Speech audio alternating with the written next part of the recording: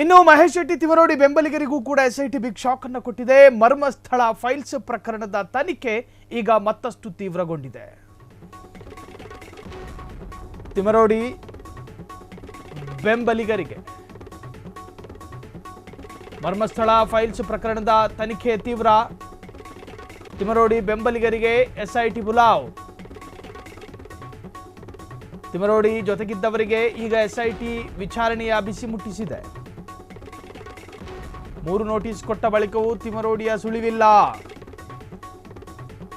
ತಿಮರೋಡಿ ಅಜ್ಞಾತ ಸ್ಥಳದ ಮಾಹಿತಿಗಾಗಿ ಖಾಕಿ ಸರ್ಕಸ್. ಮಹೇಶ್ ಶೆಟ್ಟಿ ಆಪ್ತ ಬಳಗದ ಸದಸ್ಯರ ಪಟ್ಟಿ ಮಾಡಿರುವಂತಹ ಎಸ್ಐಟಿ ಇದೀಗ ಒಬ್ಬೊಬ್ಬರನ್ನೇ ಕರೆಸಿ ಪ್ರತ್ಯೇಕವಾಗಿ ವಿಚಾರಣೆಯನ್ನು ನಡೆಸ್ತಾ ಇರುವಂತಹ ಎಸ್ಐಟಿ. ತಿಮರೋಡಿ ಬೆಂಬಲಿಗರಿಗೆ ಎಸ್ಐಟಿ ಬಿಗ್ ಶಾಕ್ ಎದುರಾಗಿದೆ. ಮನೆಗೆ ಹೋದ್ರೂ ತಿಮರೋಡಿ ಕಾಣಿಸ್ತಿಲ್ಲ, ನೋಟಿಸ್ ಕೊಟ್ಟರು ತಿಮರೋಡಿಯ ಪತ್ತೆ ಇಲ್ಲ. ಯಾವಾಗ ಬರ್ತಾರೆ, ಯಾವಾಗ ವಿಚಾರಣೆಯನ್ನು ಎದುರಿಸ್ತಾರೆ? ಪೊಲೀಸರಿಗೂ ಕೂಡ ಒತ್ತಡ ಸ್ವಾಭಾವಿಕವಾಗಿದ್ದೇ ಇರುತ್ತೆ. ಅಕ್ರಮ ಶಸ್ತ್ರಾಸ್ತ್ರ ಪ್ರಕರಣ ಅವರ ವಿರುದ್ಧ ದಾಖಲಾದ ನಂತರ 2-3 ಬಾರಿ ನೋಟಿಸ್ ಅನ್ನು ಕೊಟ್ಟ ನಂತರವೂ ಅದನ್ನು ಸ್ವೀಕಾರ ಮಾಡೋದಕ್ಕೋ ಅಥವಾ ವಿಚಾರಣೆಯನ್ನು ಎದುರಿಸೋದಕ್ಕೋ ಮಹೇಶ್ ಶೆಟ್ಟಿ ತಿಮರೋಡಿಯ ಸುಳಿವೇ ಇಲ್ಲ. ಆಗ ಪೊಲೀಸರು ಮಾಡಿದ್ದೇನು? ಮಹೇಶ್ ಶೆಟ್ಟಿ ತಿಮರೋಡಿಯ ಜೊತೆಗೆ 24 ಗಂಟೆಗಳ ಕಾಲ ಇರುವಂತಹ ವ್ಯಕ್ತಿಗಳ ಪಟ್ಟಿ ಮಾಡೋದಕ್ಕೆ ಶುರು ಮಾಡ್ಕೊಂಡ್ರು. ಪ್ರತ್ಯೇಕವಾಗಿ ಹೆಸರು ಹೇಳಬಹುದು, ಆದರೆ ಅವರ ಸಂಪರ್ಕ ಜಾಲ ಮತ್ತು ಆಪ್ತ ವಲಯ ದೊಡ್ಡದಿರೋದ್ರಿಂದಾಗಿ ಎಷ್ಟು ಜನರದಂತ ಹೆಸರು ಹೇಳ್ಕೊಂಡು ಹೋಗೋದು. ಮಹೇಶ್ ಶೆಟ್ಟಿ ತಿಮರೋಡಿಯ ಸುತ್ತಲೂ ಇದ್ದಂತಹ ಜೊತೆಗೆ ತನ್ನ ಕಾರ್ಯಕರ್ತರನ್ನು ಅತ್ಯಂತ ಸುರಕ್ಷಿತವಾಗಿ ಎಲ್ಲ ವಿಚಾರದಲ್ಲೂ ಕೂಡ ಕಾಪಾಡಿಕೊಂಡು ಬಂದಿರುವಂಥ ಮಹೇಶ್ ಶೆಟ್ಟಿ ತಿಮರೋಡಿ. ಹಾಗಾಗಿ ಬೆಂಬಲಿಗರನ್ನು ಕೂಡ ಅಷ್ಟೇ ಎಲ್ಲ ತರಹದಲ್ಲೂ ಕೂಡ ಉತ್ತಮವಾಗಿ ಸಾಕಿರ್ತಾರೆ. ಮಹೇಶ್ ಶೆಟ್ಟಿ ತಿಮರೋಡಿಗೆ ಎಷ್ಟೇ ಕಷ್ಟ ಎದುರಾದಾಗಲೂ ಕೂಡ ಅವರ ಜೊತೆಗಿದ್ದಂಥ ಆಪ್ತ ವಲಯಗಳು ದೂರ ಹೋಗಿರಲಿಲ್ಲ. ಅಂಥವರ ಲಿಸ್ಟ್ ಮಾಡಿಕೊಂಡಿದೆ ಎಸ್ಐಟಿ. ಒಬ್ಬೊಬ್ಬರನ್ನ ದಿನಕ್ಕೊಬ್ಬರನ್ನ ಎಸ್ಐಟಿ ವಿಚಾರಣೆಗೆ ಕರೆಸ್ತಾ ಇದೆ. ಇವತ್ತು ಕೂಡ ಅನೇಕರನ್ನ ಎಸ್ಐಟಿ ಕಚೇರಿ ಕರೆಸಿದೆ.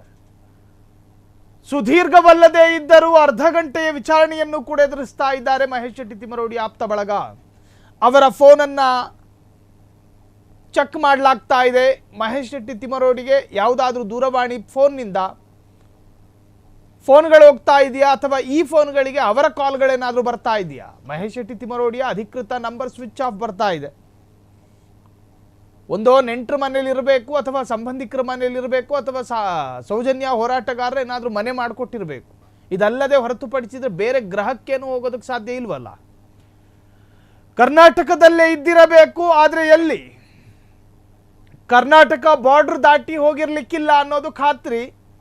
ಕರ್ನಾಟಕದಲ್ಲೇ ಇರುವುದಾದರೆ ತಿಮರೋಡಿ ಇರೋದೆಲ್ಲಿ? ಒಂದು ಅಣ್ಣನ ಮನೆಯಲ್ಲಿ, ಒಂದು ತಮ್ಮನ ಮನೆಯಲ್ಲಿ, ಒಂದು ಆಪ್ತರ ಮನೆಯಲ್ಲಿ, ಅಥವಾ ಸೌಜನ್ಯ ಪರ ಹೋರಾಟಗಾರರ ಪೈಕಿ ಯಾರ್ದಾದ್ರೂ ಮನೆಯಲ್ಲಿ. ಎಲ್ಲಿಯೂ ಇಲ್ಲದಾಗ ಪೊಲೀಸರು ಸರ್ಕಸ್ಸು. ಹಾಗಾದರೆ ತಿಮರೋಡಿಯನ್ನು ಹುಡುಕೋದು ಹೇಗೆ ಅಂತ ಲೆಕ್ಕಾಚಾರ ಹಾಕಿರ್ತಾರೆ. ಪೊಲೀಸ್ ಬುದ್ಧಿಯನ್ನು ಓಡಿಸಿರ್ತಾರೆ. ತಿಮರೋಡಿಯ ಜೊತೆಗೆ ರಾತ್ರಿ ಹಗಲೆನ್ನದೇ ಇದ್ದಂಥ ಯುವಕರನ್ನ ಎಸ್ಐಟಿ ಕಚೇರಿಗೆ ಕರೆಸಿದ್ರು. ಇವತ್ತು ನಿಮ್ಮ ಮೊಬೈಲ್ ತೋರಿಸಿ ಏನಾದರೂ ಫೋನ್ಗಳು ಬರ್ತಾ ಇದೆಯಾ ಅಥವಾ ನಿಮ್ಮಿಂದ ಏನಾದರೂ ಕಾಲ್ಗಳು ಹೋಗ್ತಾ ಇದೆಯಾ, ಎಲ್ಲವನ್ನೂ ಕೂಡ ಪರಿಶೀಲನೆಗೆ ಒಳಪಡಿಸಲಾಯಿತು. ವಿಚಾರಣೆ ಎದುರಿಸಿದಂತಹ ಒಂದಷ್ಟು ಆಪ್ತರು ನಮ್ಮ ಜೊತೆ ಅಭಿಪ್ರಾಯವನ್ನು ಕೂಡ ಹಂಚ್ಕೊಂಡ್ರು. ಇವತ್ತು ನಾವು ಎಸ್ಐಟಿ ಕಚೇರಿಯಲ್ಲಿ ಇದ್ದೀವಿ. ಇವತ್ತಿನ ಅಪ್ಡೇಟ್ಸ್ಗಳನ್ನು ಕೇಳೋದಕ್ಕೆ ಪ್ರಯತ್ನ ಪಟ್ಟಾಗ ಎಸ್ಐಟಿ ಕಚೇರಿಯಲ್ಲಿ ಒಂದಷ್ಟು ಆಪ್ತರಿದ್ದರು, ತಿಮರೋಡಿ ಆಪ್ತರು. ಸೊ ಹೀಗೆ ತಿಮರೋಡಿಯ ಕರೆಂಟ್ ಲೊಕೇಶನನ್ನು ಹಿಡಿಯೋದಕ್ಕೆ ಸಾಧ್ಯ ಆಗ್ತಾ ಇಲ್ಲ ಎಸ್ಐಟಿ ಅಧಿಕಾರಿಗಳಿಗೆ, ಅರ್ಥಾತ್ ಬೆಳ್ತಂಗಡಿ ಪೊಲೀಸರಿಗೆ. ಹಾಗಾಗಿ ತಿಮರೋಡಿ ಆಪ್ತ ವಲಯದ ಯುವಕರನ್ನು ಕೂಡ ಇವತ್ತು ಕಚೇರಿಗೆ ಕರೆಸಲಾಯಿತು.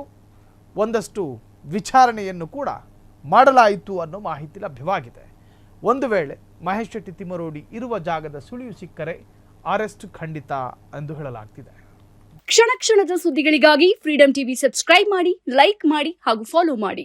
ಹೊಸ ಸುದ್ದಿಗಳ ನೋಟಿಫಿಕೇಶನ್ಗಾಗಿ ಬೆಲ್ ಐಕಾನ್ ಮೇಲೆ ಕ್ಲಿಕ್ ಮಾಡಿ.